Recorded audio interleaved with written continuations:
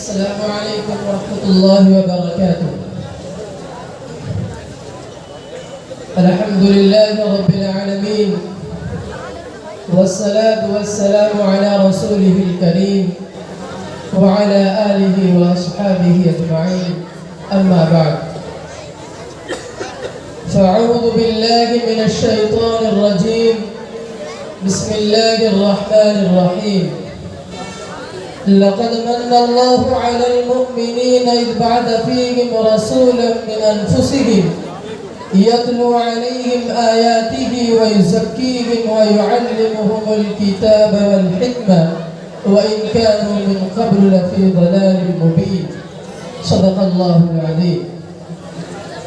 وقال النبي صلى الله عليه وسلم: تركت فيكم ثقلين لن تضلوا ما تمسكتم بهما كتاب الله وسنة رسوله أو كما قال عليه الصلاة والسلام.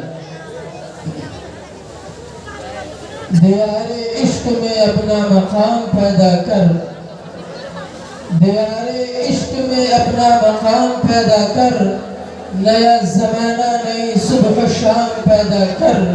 خدا اگر دل فطرت شناس دے تجھ کو، خدا اگر دل فطرت شناس دے تجھ کو، سکوت لالے گل سے کلام پیدا کر.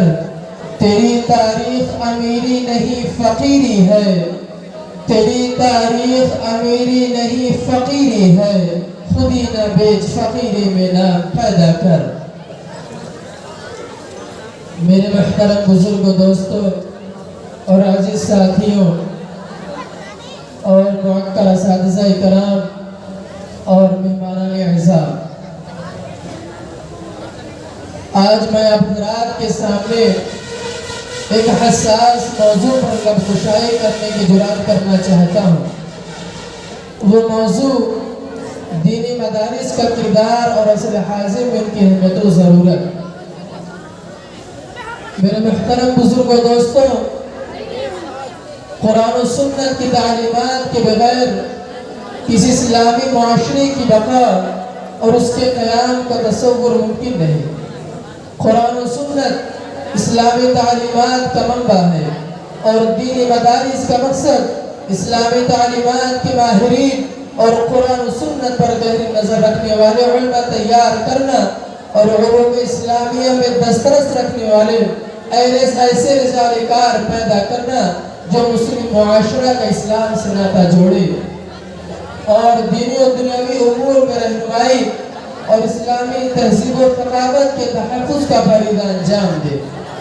میرے محترم بزرگ و دوستوں، قرآن و سنت کے علوم و معارف سمجھانے کے لیے ہمارے آقا نبی اکرم صلی اللہ علیہ وسلم نے دار ارقم میں ایک درسگاہ قائم کی جس میں کلمہ پڑھنے والے لوگوں کی اخلاقی اور روحانی تربیت کی جاتی تھی.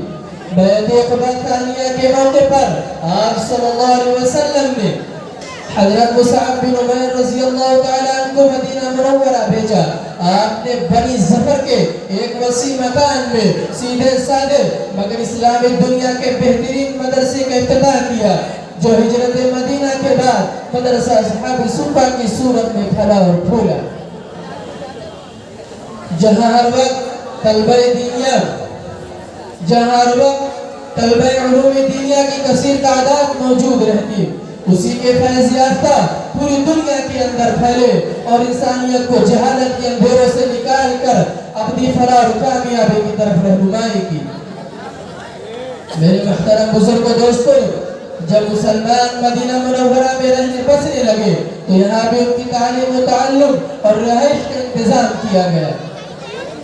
وہ صحابہ کرام جو گھر والے تھے وہ اپنے گھروں کے اندر آباد ہو گئے اور وہ صحابہ کرام جو گھر والے نہیں تھے، جو بیوی بچوں کی ذمہ داریوں سے آزاد تھے، جنہیں دینی تعلیم کے حصول اور اللہ کی عبادت و ریاضت کے علاوہ دنیا کے کسی کام میں دلچسپی نہیں تھی، وہ صفائی کو اپنا کل کائنات سمجھتے تھے. اسی لیے انہیں اصحاب صفہ کہا جاتا ہے. صفہ کے اسی تصور نے بعد میں ترقی کر کے مدرسے کی شکل اختیار کی اور پھر مختلف مکاتب میں صورت گر ہو کر دین اسلام کی تعلیمات کا عام کرنے کا ذریعہ بنا. اس طرح سنت کی باقی اور اس دنیا اور تعلیم سے بیزار اقوام عالم میں علم کی روشنی پھیلنے لگی۔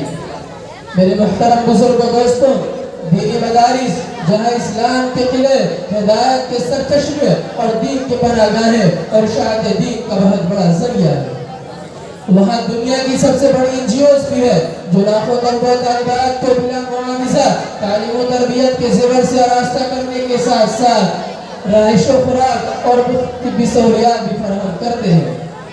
میرے محترم بزرگ و دوستو، دینی مدارس کی تاریخ اتنی ہی قدیم ہے جتنا کہ دین اسلام کے سیکھنے سکھانے کے عمل کا آغاز پہلی وحی اقرأ بسم ربک الذی خلق سے شروع ہو کر مکہ مکرمہ میں دار ارقم اور مدینہ منورہ میں مدرسہ سلطہ تک پہنچا، جہاں معلم انسانیت صلی اللہ علیہ وسلم نے صحابہ کرام کے جماعت کو تیار کیا جنہوں نے دنیا پر اسلام کے پرچم کو لہرایا۔ یہ ایسے مدارس تھے جہاں پر ہمارے آقا نبی اکرم صلی اللہ علیہ وسلم تزکیہ نفس اور کتاب و حکمت کی تعلیم دیتے نظر آتے اور صحابہ کرام اپنے علم پیاس بجھاتے، اور یہ سلسلہ چلتے چلتے مختلف ادوار میں مختلف انداز میں قائم رہا۔ میرے محترم بزرگ و دوستوں، دینی مدارس کا اپنے مخصوص نصاب ہوتا ہے جو انتہائی پاکیزہ و نورانی ماحول میں پڑھایا جاتا ہے، جس میں عالم دین کا مقام حاصل کرنے کے لیے فارسی و عربی، صرف و نحو، قرآن و حدیث، تفسیر، فقہ، اصول فقہ، معنی و ادب، منطق و فلسفہ جیسے ضروری علوم کا ایک مکمل نصاب پڑھنے کے بعد وہ عالم دین کے منصب پر فائز ہوتا ہے۔ میرے محترم بزرگ و دوستو،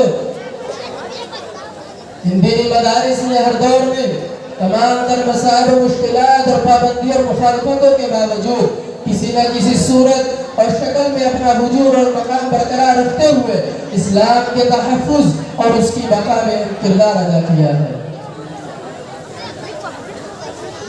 انگریز نے بر صغیر میں اپنے تسلط اور قبضے کے لیے دینی اقدار اور شان اسلام کو مٹانے کی ہر ممکن کوشش کی، لیکن سب سے بڑی رکاوٹ یہی دینی مدارس اور اس میں پڑھنے پڑھانے والے فرقہ پوش اور بوریا نشی طلباء دین علماء کرام ہی تھے۔ انگریز نے متحدہ ہندوستان میں سب سے پہلے دینی مدارس اور خانقاہوں کو مسمار کیا۔ آگرہ سے لے کر دہلی تک سینکڑوں علماء حق کو پھانسی، کالا پانی اور دیگر ظالمانہ سزائیں دی۔ سینکڑوں علماء حق نے اپنی تقریروں اور تحریکوں کے ذریعے مسلمانوں کے اندر آزادی کی وہ روح پھونکی کہ جس کے نتیجے میں آخرکار انگریز بر صغیر سے اپنا بوریا بستر سمیٹنے پر مجبور ہو گیا، اور تحریک ہندوستان میں بھی علماء حق اور دینی مدارس کا سنہرا کردار کسی سے پوشیدہ نہیں۔ دینی مدارس کا وجود ہر دور میں مسلم ہے، جس طرح روز اول اس کی اہمیت تھی آج بھی اتنی اہمیت ہے۔ مدارس دینیہ کا قیام مسلمانوں کے پاس وہ نعمت ہے جو تمام نعمتوں سے برتر اور اعلیٰ ہے۔ اسلام کی حقیقی روح اسی مدارس کے وجود میں پوشیدہ ہے۔ علم کے بغیر اسلامی عقائد پر ایمان رکھنا اور احکام پر عمل کرنا ممکن نہیں۔ موجودہ دور کے اندر صحیح اسلامی علوم انہی مدارس میں پڑھائے جاتے ہیں، جو مراکز ہے جس سے منسلک رہ کر مسلمان اپنے دین کی حفاظت اور عقائد کو درست کر سکتے ہیں۔ میرے محترم بزرگ و دوستو، اسی لیے اہل مدارس پر اعانت اور امداد عوام پر لازم ہے، چونکہ دین کی حفاظت ہم سب مسلمانوں پر فرض ہے، لہذا جو دین کی حفاظت میں لگے ہیں ہمارے ذمہ ان کی خدمت ضروری ہے، چونکہ دین کا کام ہم سب مسلمانوں کا مشترکہ کام ہے۔ گویا کہ جو دین کا کام کر رہے ہیں ہمارا ہی کام کر رہے ہیں۔ جو لوگ پڑھنے پڑھانے میں مصروف ہیں وہ تمام مسلمانوں کی طرف سے فرض کفایہ ادا کر رہے ہیں۔ میرے محترم بزرگ و دوستو، فرض کفایہ کا قاعدہ یہ ہے کہ اگر کچھ مسلمان اسے ادا کر لے تو باقی مسلمان گناہ سے بچ جاتے ہیں، لیکن اگر کوئی بھی اس کو انجام نہ دے تو سب کے سب گنہگار ہوں گے۔ تو سوچئے، اگر یہ مدارس والے پڑھنا پڑھانا چھوڑ دے تو یہ کام ہر شخص پر فرض ہو جائے گا اور پوری سوسائٹی فرقر کرنے کی وجہ سے گنہگار ہوگی۔ لہذا ہمیں دینی مدارس کے منتظمین کا شکریہ ادا کرنا چاہیے کہ انہوں نے اپنی پوری زندگی اس کام کی وقت کر کے ہمیں اس فرض کفایت سے دوش کر دیا ہے اور دین اور دنیا کے اندر ہماری پوری رہنمائی فرمائی ہے۔